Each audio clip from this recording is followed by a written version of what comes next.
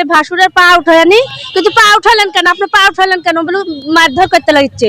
পরে আরেকজনক বলছে জান আমার তাড়া আছে, না তো না না তাড়া না, আমার তুই তার করি। তখন ওই লোকে ধরেন চাকু বের করছে, বের করে তোর পকেটে কি আছে, গাঁজা মাজা আছে নাকি দেখি বের কর। তখন বলছে টেকা বের করতে যাচ্ছে না, তখন না তুই টেকা বের করে দেখাতে হবি।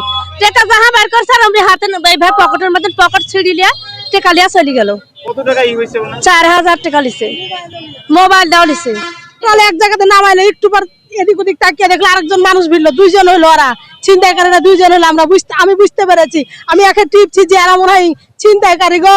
দিয়ে আবার টাকা বাইরে ছিল হাতে, বুঝাই তোমার হাতে টাকা কেন, তাই বললো। তো টাকাটা আবার সাবধান করলাম একটু।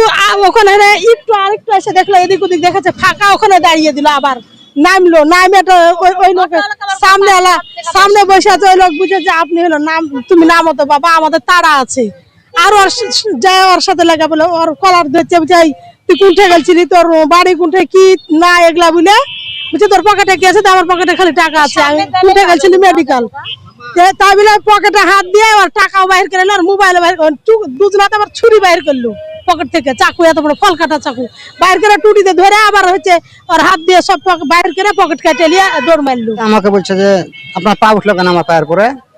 আমি আর কিছু মনে করিনি। ধরেন যে সামনে একজন ছিল একটা পেসেঞ্জার, ও বলছে যে তুমি নামো তো নামো, আমরা তাড়াতাড়ি কাজ আছে।